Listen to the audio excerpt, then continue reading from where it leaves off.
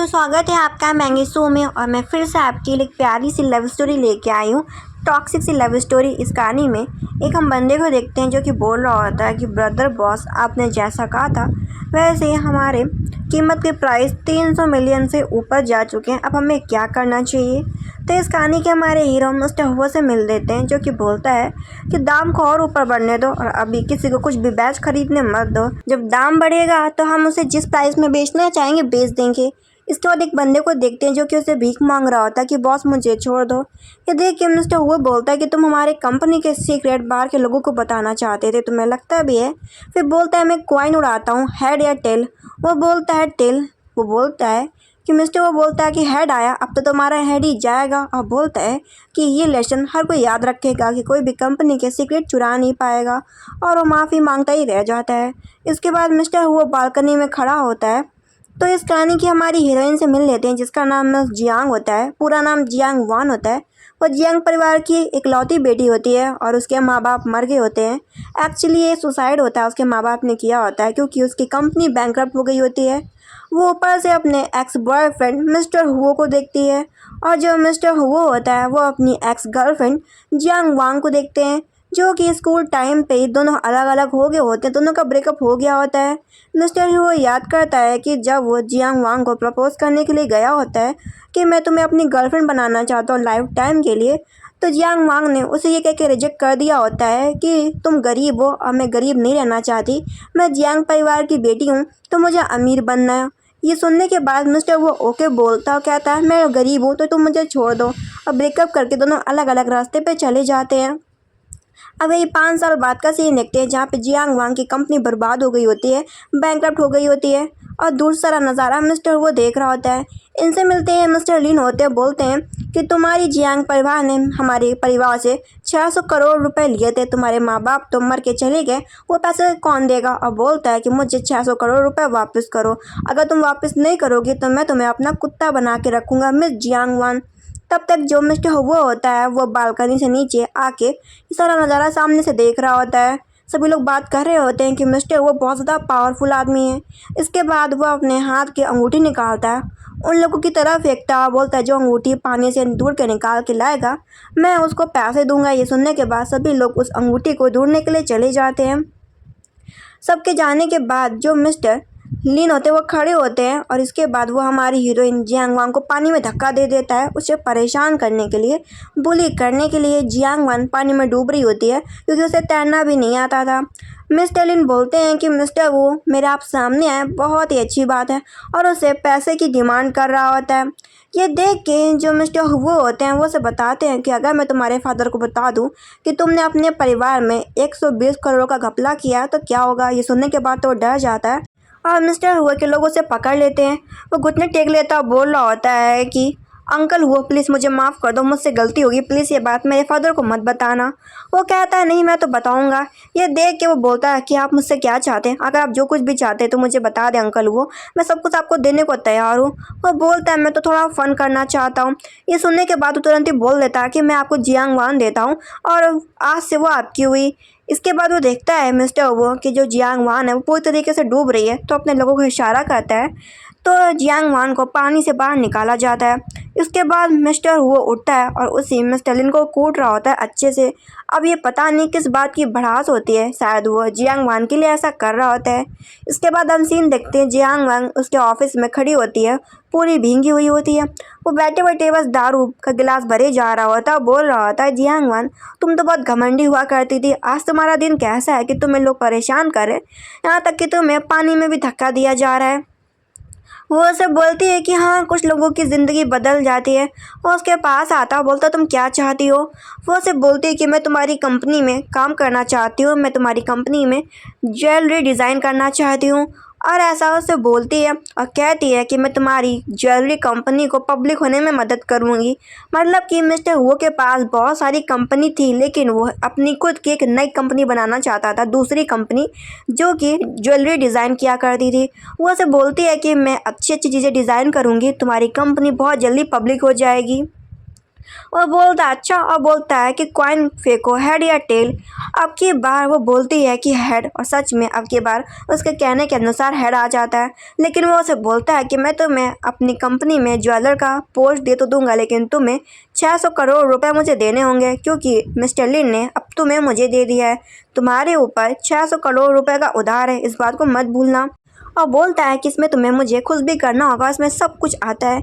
इसके बाद ये सुनने के बाद ही तुरंत ही मिस्टर हु को अपनी तरफ खींचती है और जियांग वान बोलती ठीक है, फिर डील डन होती है। और इसके बाद वो खुद से मिस्टर हु को फोर्सफुली किस करती है। ये देख के मिस्टर हु बोलता है कि तुम तो बहुत ज़्यादा लालची हो, एक छोटी सी पोस्ट के लिए इस हद तक भी गिर सकती हो।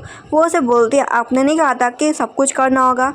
ये सुनने के बाद मिस्टर हु भी उसे नहीं रोकते। एंड इसके बाद दोनों इंटीमेट हो रहे होते हैं।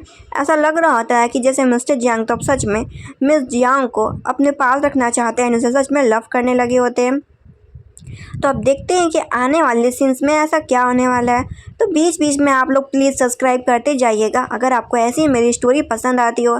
इसके बाद जियांग वान उठती और बोलती है कि मैं चाहती हूँ कि आप मुझे अपनी कंपनी में ज्वेलरी डिज़ाइन करने का पोस्ट दे दें। वो बोलता है ठीक है, फिर कल तुम टाइम पे आ जाना।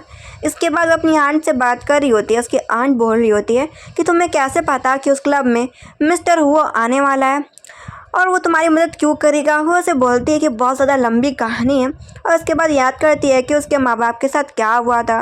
वो अपने घर जाती तो उसे पता चलता है कि उसका घर सीज हो गया है और उसके माँ बाप भी अब इस दुनिया में नहीं रहे। वो बोलते ऐसा कैसे हो सकता है। तभी वो सॉन्ग परिवार के बूढ़े आदमी को देखती है और याद करती है कि यही बूढ़ा आदमी उसके फादर से मिलने के लिए आया था कुछ मंथ्स पहले। उसके फादर ने डांट के बोला था कि बूढ़े आदमी सॉन्ग तुम क्या करना चाहते हो, तुम इस तरीके से जियांग परिवार के ऊपर गुंडागर्दी करना चाहते हो। और बोलती है कि अब समझ में आ रहा है कि तुमने मेरे फादर को मरवा डाला। वो उसे बोलता है जो भी हो मुझे इन सब के बारे में नहीं पता, तुम्हारे फादर ने अपनी जान खुद ली है और तुम हमारे लिए ऐसे प्रॉब्लम क्रिएट करोगी तो मैं तुम्हें क्लब में भेज दूंगा। अब यही सारी बातें वो सोच रही होती है और कह रही होती है कि सॉन्ग कंपनी भी खुद की एक अपनी ज्वेलरी कंपनी खोलना चाहती है और मिस्टर वो भी। तो मेरे पास अच्छा मौका है कि मैं मिस्टर वो का यूज़ कर सकती हूँ। कंपनी में जाते तो पता चलता है मिस्टर वो बिज़ी हैं, लेकिन वो देखती है कि जो सारे वर्कर्स हैं वो सभी मिस्टर हुआ से मिलने के लिए जा रहे हैं, सिर्फ उसे छोड़ के। इधर मिस्टर हुआ कैबिन में बैठ के सिगरेट पी रहा होता है। उसका जो दूसरा सेक्रेटरी होता है वो बोल रहा होता है कि मुझे समझ में नहीं आ रहा कि जियांग वान से तुम्हारा ब्रेकअप हो गया था कॉलेज टाइम पे, तुम उसकी मदद क्यों कर रहे हो, क्या तुम सच में उसे लव करते थे। वो दोबारा पूछने के लिए जाती है कि मिस्टर वो कहाँ पे हैं। उसे पता चलता है कि मिस्टर वो तो नीचे कैबिन में चले गए हैं बहुत लोगों के साथ मीटिंग करने के लिए। वो तुरंत ही जाती है, बोलती है सॉरी मैं थोड़ा सा लेट हो गई। और वो आके बैठती है। मिस्टर वो बताते हैं कि हमारी कंपनी की न्यू डिज़ाइनर है, ज्वेलरी डिज़ाइनर। ये सुन के लड़की बोलती है बॉस आप ऐसा कैसे कर सकते हैं। मिस्टर वो बोलता है कंपनी मेरी है ना कि तुम्हारी, डिसीजन मेरा होगा। ये सुनने के बाद वो लड़की बताती है आप मत भूलिए कि इस डिज़ाइनिंग कंपटीशन में यहाँ के सबसे बड़े मास्टर आ चुके हैं। कल रात हांगकांग, जितना हो सके उतने जल्दी हम उसे हो कंपनी में लेके आए। वो बोलता है मैं इन चीज़ों को देखता हूँ। इसके बाद मीटिंग ख़त्म हो जाती है। मिस्टर वो बोलता है कि तुम, वो सब बोलती है मुझे समझ में नहीं आ रहा, अपने साथ मजाक कर रहे हैं क्या, आप मुझे इग्नोर कर रहे हैं। वो सब बोलता है कि तुम्हारी हरकतों से लगता है कि तुम इस कंपनी में टिक नहीं पाओगे। वो सब बोलती है ऐसा नहीं, मैं इस कंपनी में रहूँगी, मैं बन के रहूँगी डिज़ाइनर। अपनी आंट से मिलने के लिए जाती है और उसे हेल्प मांगती है कि मुझे वही डिज़ाइनिंग मास्टर से मिलना है। ये देख उसकी आंट बताती है कि वो तुम्हें क्लब में मिलेगा, लेकिन तुम्हें बता दूँ कि वो जो क्लब है वो किसी और का नहीं बल्कि सॉन्ग की डॉटर का भी है और सॉन्ग की डॉटर के पास क्लब के शेयर्स है, तो तुम्हें उस लड़की से बच के रहना चाहिए। इसके बाद वो जाती है और मिस सॉन्ग से मिल लेते हैं जो कि अपने दोस्तों के साथ बातचीत कर रही होती है। तब मिस जियांग मिलना चाह रही होती है डिज़ाइनिंग मास्टर से और डिज़ाइनिंग मास्टर को देखते हैं जो कि लड़कियों से फ्लर्ट कर रहा होता है। वो जाती है और बताती है कि मेरा नाम जियांग वान है और मैं मिस्टर वो की कंपनी की डिज़ाइनर हूँ, मैं आपसे कुछ डील के बारे में बात करना चाहती हूँ। तब तक वहाँ पे मिस सॉन्ग आ जाती हैं। ये सॉन्ग परिवार की डॉटर सॉन्ग क्विमिंग होती है और वो बोलती है कि डिज़ाइनिंग मास्टर ये झूठ बोल रही है, इसका परिवार बर्बाद हो चुका है, इसके ऊपर 600 करोड़ रुपए का उधार है। और यही बात दूसरे लोग भी बोल रहे होते हैं और कह रहे होते हैं कि ये झूठी है, ये सिर्फ आपको फंसाने के लिए आई है डिज़ाइनिंग मास्टर। इसके बाद जो वही आदमी होता है मिस्टर लिन, वो मिस जियांग वांग को थप्पड़ मार देता है कि तुम झूठी कही कि तुम दूसरे का नाम लेके उसकी पावर का यूज़ कर रही हो, ये बहुत ही गलत बात है। और ये सब देख के सॉन्ग क्विमिंग को काफ़ी मज़ा आ रहा होता है। इधर हम सीन देखते ये बात मिस्टर वो को पता चलती है तो वो भी क्लब में आ रहा होता है। तभी वहाँ पे मिस्टर सॉन्ग भी आ जाते हैं, बोलते हैं कि तुम्हें क्या लगता है कि तुम अपनी वो कंपनी को ज्वेलरी में बदल सकते हो, ऐसा नहीं होने वाला। इधर जो सॉन्ग कमिंग होती है वो बुली कर रही होती है जियांग वान को, लेकिन डिज़ाइनिंग मास्टर मना करते हैं सब करने के लिए। तब तक उसे धक्का दे दिया जाता है जियांग वांग को, वो फर्श पे गिरने वाली होती है, लेकिन सही टाइम पे मिस्टर हुआ के उसे बचा लेते हैं। ये सब देखने के बाद सभी लोग हैरान हो जाते हैं। वो बोलता है कि किसने मेरे लोगों को छूने का कोशिश किया, और सभी को बोलता है कि ये मुझे बताओ कि किसने तुम्हें मारा। वो बता देती है कि मुझे मिस्टर लिन ने मारा। तो मिस्टर लिन तो घुटने टेक लेता कि माफ़ कर दो, मुझे लगा था कि ये झूठ बोल रही है, मुझे नहीं पता था कि आपकी कंपनी की न्यू डिज़ाइनर जियांग वान बन चुकी है, मेरा ये मतलब नहीं था। लेकिन वो अपने लोगों को बोलता है कि जाओ जाके इसके हाथ और पैर दोनों तोड़ दो। सॉन्ग कमिंग बोलती है कि प्लीज़ मुझे जाने दो। मिस्टर हुआ बोलता है कि इस बार मैं तुम्हें छोड़ रहा हूँ, और वैसे भी हमारी तुम्हारी फैमिली दुश्मन है। और जियांग वांग को अपनी तरफ खींचते हुए बोलता है कि जियांग वांग मेरे लोग हैं, वो कंपनी में काम करते हैं, अगर उन्हें कोई भी टच करेगा तो मतलब वो मिस्टर हुआ को टच कर रहा है। इसके बाद वो उसे अपने रूम में लेके जाता है। वो बहुत ही गुस्से में होती है जियांग वांग, और बोल रही होती है कि आप मुझे यहाँ पर खींच क्यों लाए हैं। वो उसे बोलता है क्या तुम मुझे अट्रैक्ट कर रही हो, सेड्यूस कर रही हो। वो उसे बोलती है मैं आपको सेड्यूस क्यों करूँगी, जियांग वान ऐसा बोलती है। मिस्टर वो बोलता है कि तुम इस तरीके से गुस्से में बोल रही हो, क्या तुम भूल चुकी हो कि तुम कौन हो और मैं कौन हूँ। मैं तुम्हारा बॉस हूँ, तुम सिर्फ एक आम लड़की हो। वो कहती है ओ मैं समझ गई। इसके बाद होना क्या था कि वो दोनों फिर से इंटीमेट होते हैं। वो से बोलती है बॉस, वो से बोलता आप तुम चुप रहो, ये मत बोलो कि हमारे क्या बात का कांटेक्ट हुआ था। इसके बाद दोनों एक दूसरे को किस करते हैं, इंटीमेट होते हैं। अब वो उसे कहती है कि अगर वो कंपनी को जल्दी से डिज़ाइनिंग का कंपटीशन जीतना है तो उसे डिज़ाइनिंग मास्टर को लाना होगा। ये देख के उसके पास जाता है, बोलता है कि तुम इन मैटरों में मत पढ़ो, तुम्हें डिज़ाइन मास्टर की बार बार बात मत करो। और साथ साथ वो जियांग वांग के लिए एक बॉडी गार्ड भी बाई करता है ताकि वो उसकी हर जगह केयर करे और उसे लोगों से बचाए। वो देखती है कि जो उसका बॉडी गार्ड है वो उसे हर जगह फॉलो कर रहा है, तो सोचती है कि वो क्या ऐसे डिज़ाइनिंग मास्टर से मिलेगी। तो अपनी आंट का यूज़ करती है। आंट उसे बता देती है कि उसे आर्ट गैलरी जाना होगा, और आर्ट गैलरी में सच में डिज़ाइनिंग मास्टर होते हैं। वो बात करने के लिए जाती है और कहती है कि उस दिन बहुत सारी मिस्टेक हो गई थी, तो इस बार आप उन्हें इग्नोर करेंगे और हम लोग एक बहुत ही अच्छी डील पे बात कर सकते हैं। वहाँ पे सॉन्ग किमिंग भी होती है, बोलती है तुम अपने आप को वो कंपनी के डिज़ाइनर समझने लगी हो, और कहती तुम एक बेवकूफ़ हो। और बोलती मैं बेवकूफ़ हूँ, लेकिन तो क्या वाले कि मिस्टर वो तो मुझे बेवकूफ़ नहीं समझते। वो मारने जा रही होती है जियांग वान को, लेकिन बॉडीगार्ड रोक लेता है। जो डिज़ाइनिंग मास्टर होता है वो बोलता है कि मैं आपके साथ काम करना चाहता हूँ। ये देख के सॉन्ग कमिंग बोलती तुम घटिया कुत्ते कहेंगे, हमसे पैसा लेके मिस जियांग वांग के साथ काम करना चाहते हो। वो उसे अपना कार्ड भी दे देती है डिज़ाइनिंग मास्टर को, और कहती है मैं आपको डबल पेमेंट देने के लिए तैयार हूँ, आप हमारे हुआ कंपनी के साथ काम करें। और ऐसा बोल के चली जाती है। जो डिज़ाइनिंग मास्टर होता है वो भी बोल देता है कि सॉन्ग कंपनी में तो साथ काम नहीं करूँगा, क्योंकि तुम किसी भी आर्ट डिज़ाइनर की इज्जत नहीं करती हो। और कहता है मैं काम करूँगा मिस्टर हुआ के साथ, और ऐसा बोल के चला जाता है। अब हम ओल्ड मैन सॉन्ग को देखते हैं, जो कि अपनी डॉटर क्विमिंग को थप्पड़ पे थप्पड़ लगाया जा रहा होता है कि तुमने डिज़ाइनिंग मास्टर को हुआ परिवार में जाने कैसे दिया, क्या तुम पागल हो चुके हो, तुम्हें पता नहीं है कि सॉन्ग परिवार भी अपना खुद का ज्वेलरी कंपनी खोलना चाहता है, और हुआ भी और डिज़ाइनिंग मास्टर था जो कि सॉन्ग परिवार की मदद कर सकता था, लेकिन तुम जैसे बेवकूफ़ ने क्या कर दिया। तभी वहाँ पे एक लड़का होता है जो कि बोल रहा होता है अंकल, लेकिन उसे भी थप्पड़ लगा देता है कि मैं अच्छे से जानता हूँ तुम जैसे लोग सिर्फ मेरे परिवार में घुसना चाहते हैं और पैसा खाने चाहते हैं।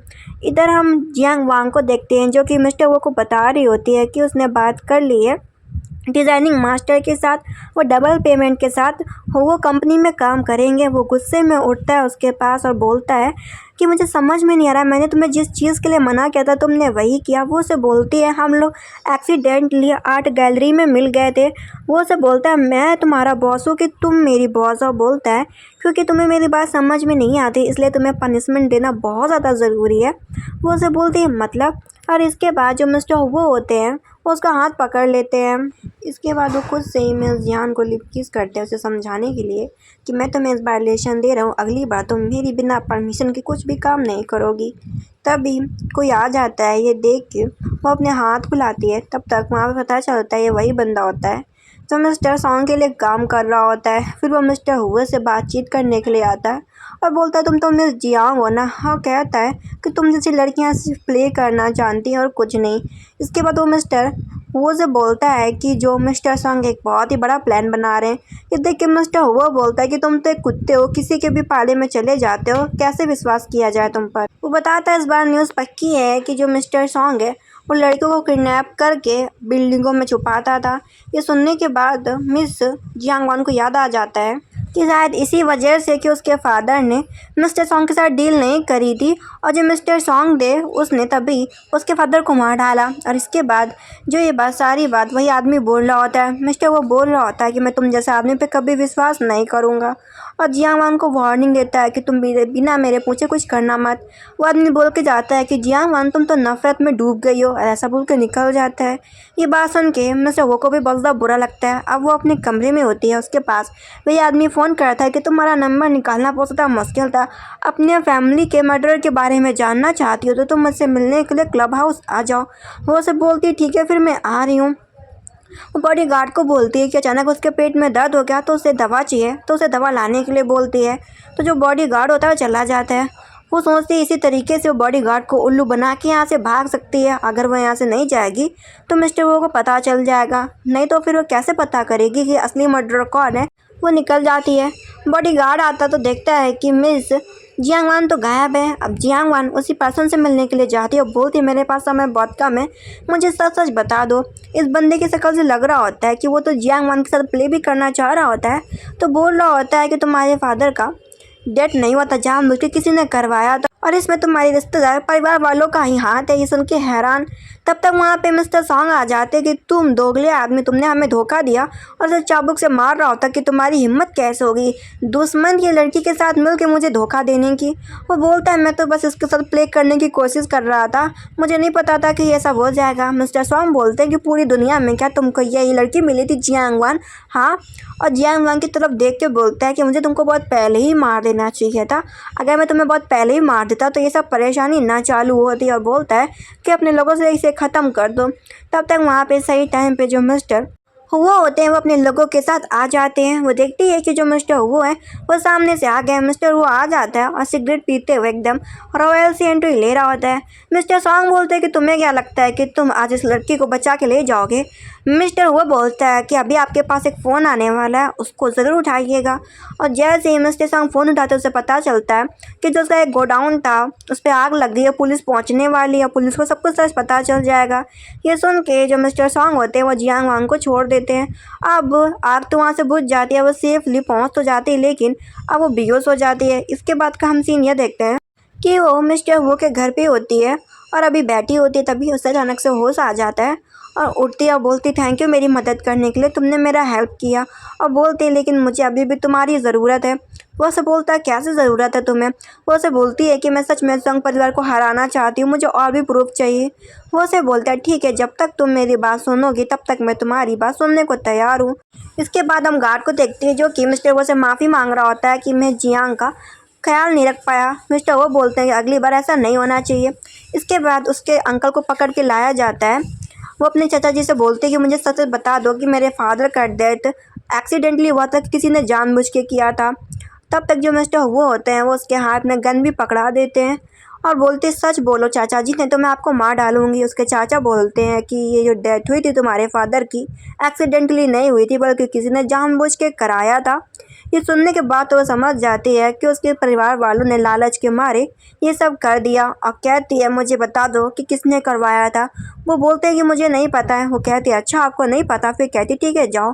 और पीछे जा ही रहे होते हैं उसके अंकल, तब तक वो गोली मार देती है।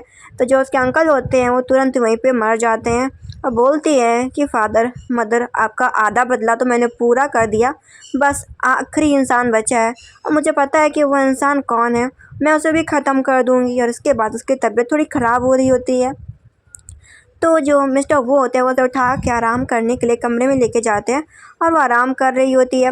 वो डर रही होती है कि मुझे छोड़ के मर जाओ। ये सुनने के बाद जो मिस्टर वो होते हैं उसका हाथ पकड़ लेते हैं क्योंकि वो ऐसा सपने में बोल रही होती है। वो किसी को फ़ोन करते हैं कि आज की सारी मीटिंग ख़त्म कर दो, मैं आज कहीं भी नहीं जाऊँगा, मैं घर पर रुकूँगा। इसके बाद का हम सीन देखते हैं वो कंपनी में अच्छे से डिज़ाइनिंग वाला काम कर रही होती है। उसके बहुत सारे डिज़ाइन तैयार हो गए होते हैं लेकिन इस चीज़ से एक लड़की जल रही होती है। इनका नाम मिस म्याओ होता है। मिस म्याओ बोल रही होती हैं कि तुम्हें क्या लगता है तुम इतनी जल्दी पोस्ट पा गई? लेकिन जियांग वन उसे अच्छा खासा भाषण देती है। तभी ये बात सॉन्ग क्यूमिंग को पता चलती है, तो मिस मियाओ से मिलके दोनों एक प्लान बनाती हैं जियांग वन को बर्बाद करने का, और ये बताती है कि क्यों इतनी जल्दी उसे पोस्ट मिल गया, जो पोस्ट तुम्हें मिलने चाहिए था डिज़ाइनिंग वाला, वो सब मिस्टर वो की वजह से। इधर हमारी हीरोइन को देखते हैं जिसने सारा डिज़ाइन बना लिया होता है और वो जा ही रही होती, तभी उसे मिलने के लिए मिस्टर वो आता है। वो उसे बोलती है आधी रात को आप मुझसे मिलने के लिए कंपनी आ गए। वो उसे बोलता है कि मुझे लगा कि तुम कहीं काम कर करके मार ना जाओ, तभी मैं तुमसे मिलने के लिए कंपनी में आ गया हूँ। वो बोलती है अच्छा, तभी उसकी नज़र पड़ती है कि कोई ऑफिस रूम में आ रहा है। वो समझ जाती कि कोई ना कोई है जो कि उसकी डिज़ाइन चोरी करना चाहता है, तो इस बात को अच्छे से समझ जाती है और अब की बार वो पहले से अलर्ट भी हो गई होती है। तो सोचती है कि क्यों ना आपकी बार वो मिस्टर वो का ही फ़ायदा उठाए। तो वह क्या करती है, मिस्टर वो को किस करने लगती है। देख के मिस्टर वो भी हैरान हो जाते हैं कि ये बाबा मुझे टच क्यों कर रही है, और अब की बार बोलती है क्या तुम ये सब नहीं चाहते। ये सुनने के बाद तो जो मिस्टर हुआ होते हैं वो से मिस जियांग वन को नहीं रोकते, एंड इसके बाद दोनों एक दूसरे को किस करते हैं, इंटीमेट हो जाते हैं। इसके बाद वहाँ पे वही लड़की मिस मियाओ आ जाती है और बहुत खुश होती है कि जियांग वन अब तो मैं तुम्हें पूरी तरीके से बर्बाद कर दूँगी। इसके बाद कंपटीशन चालू होता है, सभी लोगों को अपना अपना डिज़ाइन दिखाना होता है। सॉन्ग कुमिंग की डॉटर मिस सॉन्ग तो बहुत खुश हो रही होती है कि जियांग वन अब तो तुम फंसने वाली हो। जियांग वन भी सोचती है कि फंसने वाली मैं नहीं बल्कि तुम हो, और दोनों ये मन के अंदर सोच रही होती है। सबसे पहले चांस मिस सॉन्ग को मिलता है अपने डिज़ाइन के बारे में। वो बोलती है कि हमारा डिज़ाइन डायमंड का है, एक्सपेंसिव है, कलर बहुत ही सुंदर है, आप सभी लोगों को बहुत ज़्यादा पसंद आएगा। अब चांस आता है हमारी हीरोइन का। वो बोलती है कि हम लोगों के हालांकि डिज़ाइन सेम है लेकिन मटेरियल अलग है। लोग बात कर रहे होते हैं कि वो और सॉन्ग परिवार के जो ज्वेलरीज हैं काफ़ी सेम टू सेम मैच कर रही हैं, कि ऐसा तो नहीं है कि एक दूसरे ने चोरी करी हो। अब इधर जो सारी चीज़ें दूर से मिस्टर वो देख रहे होते हैं। जियांग वन अपने आप को प्रूव करने के लिए और वो कंपनी को प्रूव करने के लिए सॉन्ग कमिंग से सवाल करती है कि तुम बताओ कि तुमने जो नेकलेस बनाया है इसमें कितना डायमंड लगा, डायमंड का साइज क्या है। और जो उसने डायमंड बनाया होता है नेकलेस में, वो डायमंड भी अलग टूट कर गिर जाता है। वो बोलती है कि मिस सॉन्ग ने मेरा नेकलेस चोरी किया, साथ साथ डिज़ाइन भी चोरी किया, मैं असली हूँ, मेरी चीज़ें असली हैं। सभी चीज़ों को क्लियर करती है। इसके बाद मिस जियांग वांग अपने कमरे में होती हैं, तभी उसके कमरे का दरवाज़ा मिस्टर ओवर नॉक करते हैं। वो हैरान होती है, बोलती है आप मेरे कमरे में क्या कर रहे हैं। वो बोलता है कि तुम तो हैप्पी होगी ना। वो उससे बोलती है मैं भला क्यों हैप्पी होंगी, और वो उसे बड़ी अजीब तरीके से बात कर रही होती है और साथ साथ उसका अपना रिश्ता ख़त्म करने के लिए भी बोल रही होती है। ये सुन के वो उसे बोलता है कि ये मत बोलो कि हम लोग एक डील में हो, मैं तुम्हारा बॉस हूँ ना कि तुम मेरी बॉस हो, और गुस्से में बाहर जा रहा होता है। तभी उसकी नज़र दो लोगों पे पड़ती है और कहता है कि ये वही लड़के थे जो कि उस दिन जियांग वांग को किडनैप करके ले गए थे, आज यहाँ पे क्या कर रहे हैं। वो गार्ड को बोलता है इनका पीछा करो। तब तक जियांग वांग भी उसे ढूंढते हुए बाहर आ रही होती है कि मिस्टर वो बात सुनो। मिस्टर वो की नज़र पड़ती है कि कोई उसे शूट करने वाला है, तो वो बीच में आ जाता है एंड गोली मिस्टर वो को लग जाती है। अब वो बैठी होती है और देख रही होती है कि मिस्टर वो को गोली लगा हुआ है एंड डॉक्टर उसका ट्रीटमेंट कर रहे हैं। वो उसका चेहरा पकड़ने की कोशिश करता है और बोलता है क्या तुम डरी हुई हो। वो उसे बोलती है मैं भला क्यों डरूंगी। वो उसे बोलता है कुछ तुम कहना चाहती हो क्या। वो उसे बोलती है कि अब तुम्हारी कंपनी जीत चुकी है डिज़ाइनर का पोस्ट, और सब लोग तुम्हारी कंपनी को डिज़ाइनर के नाम से जानेंगे, तो मैं अब पद छोड़ना चाहती हूँ डिज़ाइनिंग का। वो उसे बोलता है कि अभी नहीं, अभी तुमने मेरे से बहुत सारा पैसा उधार लिया, तुम्हें देना होगा, और इसे एक फ़ाइल देता है कि अभी तुम्हें उसका काम करना होगा। इसके बाद हम इधर देखते हैं सॉन्ग क्विमिंग को, जो कि अपनी डॉटर सॉन्ग को मार रहा होता है, सॉन्ग सी को। डॉटर बोल रही होती है फादर मुझे माफ़ कर दो, एक चांस दे दो, लेकिन उसके फादर उसे एक भी चांस नहीं देते। उसके बाद वह अब्रॉड गई होती है किसी काम से, तभी उसे एक न्यूज़ पता चलती है कि जो मिस्टर हुए हैं ना उनका एक शादी एक एक्ट्रेस के साथ फिक्स हो गया है। ये सुनते ही उसके हाथ में जो ग्लास होता है वो टूट के गिर जाता है। वहाँ का वेटर भी आता है, मैडम आप ठीक है ना। वो बोलती है हाँ ठीक है। उसके चेहरे से साफ पता चल रहा होता है एंड उसी को फॉलो करते करते मिस्टर वो भी उसे देख रहे होते हैं। उसका हेल्पर बोल रहा होता है कि आपको अभी मिस जियांग वांग को सच बता देना चाहिए, लेकिन वो सच बताने के लिए मना करता है। इसके बाद का हम सीन देखते हैं वो बैठी होती है, तभी उसे कुछ परेशान करने के लिए वही उसके ओल्ड फ्रेंड्स आ जाते हैं, जो कि बोलते हैं कि तुम अभी भी अपने आप को क्या समझती है, मत बोलो कि तुम्हारे ऊपर तुम्हारी फैमिली का कितना उधार है। वो उसे गुस्सा आ जाता है और गुस्से में थप्पड़ लगा देती है कि तुम कौन होते हो मुझे बोलने वाले। तब तक वहाँ पे मिस्टर वो भी आ जाता है, जो कि उस बंदे को बोलता है कि तुम्हारे पास 3 सेकंड है, घुटने टेक के माफ़ी मांग लो जियांग वान से। इसके बाद वो बंदा अपना घुटने टेकता है और वहाँ के जो गार्ड्स होते हैं उन लोगों को निकाल देते हैं। वो बोलते हैं मिस्टर वो आप यहाँ पे क्या कर रहे हैं। वो तो बोलता है कि जस्ट मैं यहाँ से पास हो रहा था, मैंने देखा कि तुम प्रॉब्लम में हो तो मैंने सोचा कि तुम्हें बचा लूँ आके। और बोलता है कि अभी ओकेशन पार्टी में चलना है और उसके क्लोज जा रहा होता है, लेकिन वो उसे बोलती है कि क्लोज मत हो। उसे बोलता है तुम मुझे सेड्यूस करे। वो बोलती है ऐसा कुछ भी नहीं है और उसे हैप्पी मैरिज एडवांस में बोल के चली जाती है। अब दोनों मिल के ओकेशन पार्टी में गए होते हैं। इसके बाद वहाँ पे नीलामी में एक ट्रेजर आता है और उस ट्रेजर को देख के उसे याद आ जाती है अपनी फैमिली की, क्योंकि जो ट्रेजर होता है ये म्यूज़िक बॉक्स होता है और ये जियांग परिवार की विरासत होती है। और सोचती है कि ये तो उसकी माँ की थी और जब वो अपनी माँ के साथ खेला करती थी तो उसकी माँ यही म्यूज़िक बॉक्स उसके लिए बजाया करती थी। वो बोली लगाती है, लेकिन उसके साथ और लोग भी बोली बहुत महंगी महंगी लगा देते हैं। उसके पास जितना लिमिट में पैसा होता है वो उतनी बोली लगा पाती है। अब ये देख के वो परेशानी में पड़ जाती है कि वो उसके जियांग परिवार की आखिरी विरासत है। और याद कर रही थी कि उसकी माँ उसे बताती थी कि इसके अंदर एक सीक्रेट हिडन जगह भी है। वो सोच के वो मिस्टर वो से हेल्प मांगती है कि प्लीज़ तुम मुझे ये दिला दो, मैं तुम्हारे पैसे पे कर दूंगी। मिस्टर वो बोलता है कि सोच समझ की चीज़ें करो, अब की बात तुम आग से खेल रही हो मिस जियांगन। अब ये तुम्हारे ऊपर पड़ता है कि तुम सब कैसे करना चाहते हो, क्योंकि अगर आगे बढ़ोगे तो इस गेम में फंस जाओगी। वो कुछ नहीं बोलती और कहती है मुझे खरीदना है, खरीद लेती है। उसे देख के काफ़ी खुश होती है। मिस्टर वो देखता है कि जियांग वांग बड़े उसे ध्यान से और गौर से देख रही है और याद करते हो कि उसकी माँ ने बताया था कि इसके नीचे एक हिडन जगह भी है।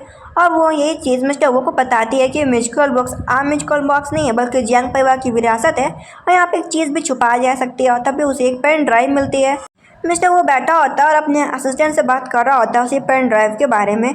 पता चलता है कि उस पेन ड्राइव के अंदर कुछ है, लेकिन इसका पासवर्ड बड़े आराम तरीके से निकालना होगा। शायद इसके अंदर कुछ ऐसा होगा सॉन्ग परिवार के बारे में, जिससे सॉन्ग मिस्टर सॉन्ग ने मिस जियांग वान के मॉम और फादर को मार डाला कि सच कभी भी आगे ना आ सके। इस पेन ड्राइव को बड़े आराम से खोलना होगा, नहीं तो ये पेन ड्राइव क्रैश हो जाएगी। वो उसे बोलती है मिस्टर वो से कि मुझे आपकी हेल्प चाहिए। मिस्टर वो बोलता है कि तुम मेरा यूज़ करके सॉन्ग परिवार को हराना चाहती हो, तुम्हें इससे कितना प्रॉफिट होगा, लेकिन मुझे तो प्रॉफिट नहीं होगा। इसके बाद उठता और उसे एक नेकलेस पहना रहा होता है कि तुम पर ये नेकलेस सूट करेगा और उसे क्लोज आ रहा होता है, लेकिन उसे दूर हटा देती है बोलते हुए कि ये मत बोलो कि तुम्हारे पास एक नई फियोन्सी और तुम्हारा उससे शादी होगा, तुम्हें मुझसे दूर रहना चाहिए। ये सुनने के बाद तो मिस्टर वो को और भी गुस्सा आ जाता है और वो उसे अपनी तरफ खींचते हुए उसे किस कर लेते हैं। इसके बाद का हम सीन ये देखते हैं जहाँ पे जो सॉन्ग परिवार होता है उसकी सारी खबरें फैल गई होती हैं कि उसने चोरी चकारी की, बहुत सारे गलत काम किए। इसके बाद वो अपनी बेटी को बोलता है कि एक पासवर्ड बता रहा होता है कि तिजोरी के अंदर बहुत सारा पैसा रखा है और उसकी बेटी बेवकूफ़ भी होती है, उस पासवर्ड को खोलने लगती है। पुलिस वाले उसे भी पकड़ के ले जाते हैं। मतलब कि सॉन्ग कुमिंग इतना ख़राब आदमी होता है, पुलिस से बचने के लिए उसने अपनी बेटी को फंसा दिया होता है। इधर उसे पता चल जाता है कि सॉन्ग कुमिंग की डॉटर तो पकड़ी गई, लेकिन मिस्टर सॉन्ग भाग गया। ये सुनने के बाद तो वो बोलती है कि तुम मिस्टर वो आपको मेरी मदद करनी चाहिए। मिस्टर वो बोलता है ठीक है मैं तुम्हारी मदद करूँगा, लेकिन तुम्हें नहीं लगता है कि तुम कुछ ज़्यादा ही मुझसे हेल्प मांगती जा रही हो, तुम्हें सोच समझ के कदम रखना चाहिए। उसके हाथ में घड़ी बांधता है कि इसके अंदर लोकेशन ट्रेड होती रहेगी तुम्हारी, कि तुम कहीं भी होगी तो मुझे पता चल जाएगा, शायद तुम बिना मेरे पैसे दिए ही भाग जाओ। अब वो घर पे होती है, उसे वॉमिटिंग हो रही होती है तो हॉस्पिटल में जाती है अपना चेकअप कराने के लिए। जो सॉन्ग कुमिंग होते हैं उसने मिस जियांग वांग को किडनैप करने के लिए कुछ लोग भेजे होते हैं। इसके बाद का हम सीन देखते हैं मिस्टर वो घर आता है तो देखता है कि जो मिस जियांग वान है वो तो है ही नहीं, वो तो परेशान होता है। तभी उसके पास एक कॉल आता है, वो कॉल को पिकअप करता है। कॉल किसी और ने नहीं बल्कि मिस्टर सॉन्ग कुमिंग ने की होती है कि तुमने मेरे गोदाम भी जला दिए, मेरी कंपनी भी बैंकरप्ट करा दी, साथ साथ मेरी जगह भी हथिया ली तुमने। अब बोलता है कि तुम्हारी औरत मेरे हाथ में है, मुझे 50 करोड़ रुपए दो, साथ साथ एक बोट चाहिए। अगर तुमने ऐसा नहीं किया तो मैं उसे मार डालूंगा। ये सुनने के बाद तो वो बोलता है तो तुम ऐसा कर लो, मैं उसे बचाने नहीं आऊँगा, लेकिन उसे बता देता है कि ऑलरेडी वो प्रेग्नेंट है। ये सुनने के बाद तो मिस्टर वो को विश्वास नहीं होता, उसे गुस्सा भी आता है कि सॉन्ग किमिंग में तुम्हें नहीं छोड़ूंगा, तुम्हारी बेटी जेल में है, मैं तुम्हें भी अब तुम्हारी बेटी के साथ जेल पहुँचाऊँगा। इधर हम सॉन्ग कुमिंग को देखते हैं जो कि उसकी घड़ी को तोड़ देता है कि तुम्हें क्या लगा तुम इस घड़ी की मदद से मिस्टर वो को ढूंढने दोगी तुम्हारे पास, कि वो तुम्हें ढूंढने के लिए यहाँ पे आए। और आग जला देता है कि तुम भी मर जाओ, तुम्हारी वजह से ये सब फैला, नहीं तो मैं कब का मिस्टर वो को भी हरा चुका होता। तभी वो सामने से देखती है कि जो मिस्टर वो हैं वो उसे बचाने के लिए आए हैं और उसे उठाते भी हैं, लेकिन उसकी हालत बहुत ज़्यादा कमज़ोर होती है क्योंकि आग से बहुत सारा धुआं हो गया होता है तो उसकी हालत ठीक नहीं होती। इधर हेल्पर पैसे लिए खड़ा होता है और बोल रहा होता है कि तुम्हारे पैसे तुम्हारे पास रहे। वो कहता है दे दो मेरे पैसे। तब तक पीछे से वो सॉन्ग क्यूमिंग को चाकू मार देती है बोलते हुए कि मेरी माँ और पिता का बदला पूरा हुआ आज से। और सोचती है कि इस जैसे इंसान को मर जाना चाहिए, इसकी वजह से बहुत लोगों का नुकसान हुआ, बहुत लोग मारे गए। अब उसकी हालत ठीक नहीं होती है, वो घर में आराम कर रही होती है और वो सब आराम से उठाता बोलता है कि आराम से उठो और अपना ख्याल रखो। वो उसे उठती है और बातों बातों में घुमा के बोल रही होती है कि देखो मेरा काम तो हो गया, मैं तुम्हारे पैसे तुम्हें दे के जाऊँगी, ऐसे भाग नहीं जाऊँगी। और उसे ये सब ख़त्म करने के लिए बोलती है, उसका अपना रिलेशन और डील भी ख़त्म करने के लिए बोलती है। ये सुनने के बाद वो उसे बोलता है चाइल्ड के बारे में। वो उसे बोलती कौन सा चाइल्ड, कैसा भी चाइल्ड नहीं, मुझे तो बस बुखार था इसलिए मैं हॉस्पिटल गई थी। ये सुनने के बाद तो मिस्टर वो के होश ही उड़ जाते हैं।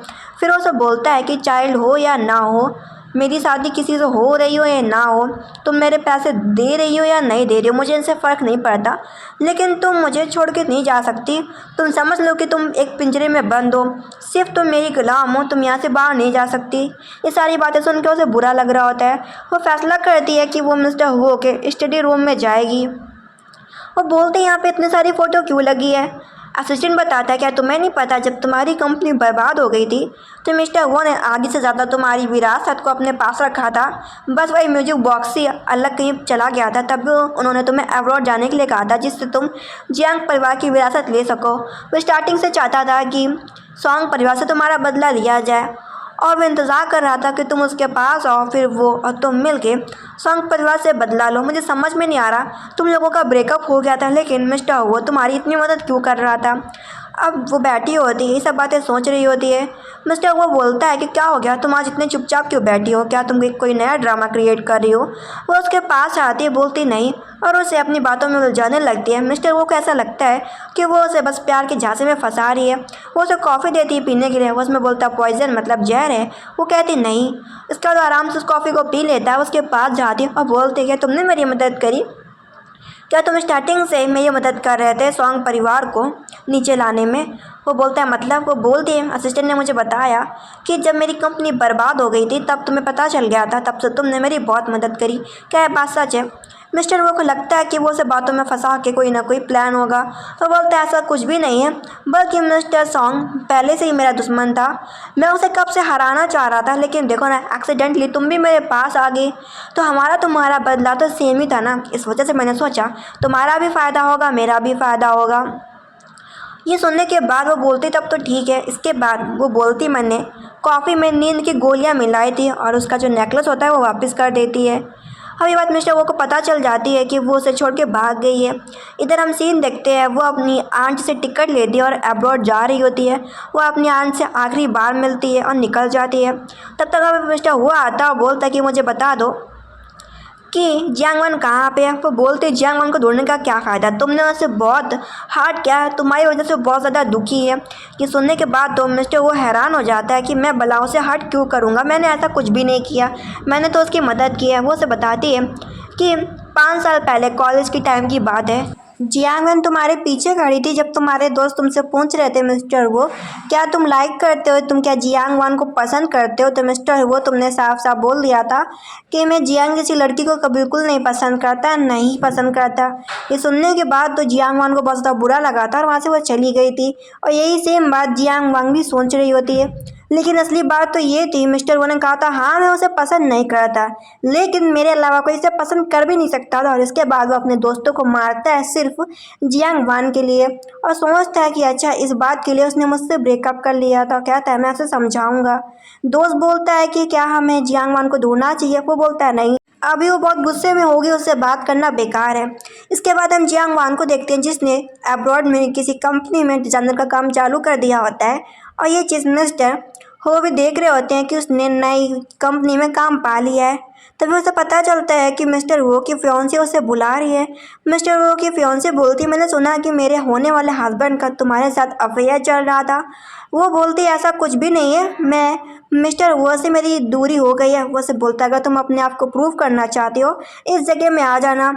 और इसके बाद वो जाती तो वही नेकलेस पाती है। ये हुआ परिवार की विरासत होती है और उसे बोलती है कि मिस्टर हुआ मैं सिर्फ दोस्त थे, मैं एक्ट्रेस हूँ, मुझे फ्रेम चाहिए था तो मैंने मिस्टर हो का नाम यूज़ कर लिया था। मैं मिस्टर हो से शादी नहीं करना चाहती, तुम्हें करना हो तो कर लो, ऐसा वो जियांग वान से बोलती है। तब तक वहाँ पे मिस्टर हो भी आ जाता है और सब कुछ सच्चाई बताता है कि तुम उस दिन अधूरी तुमने बात सुनी थी।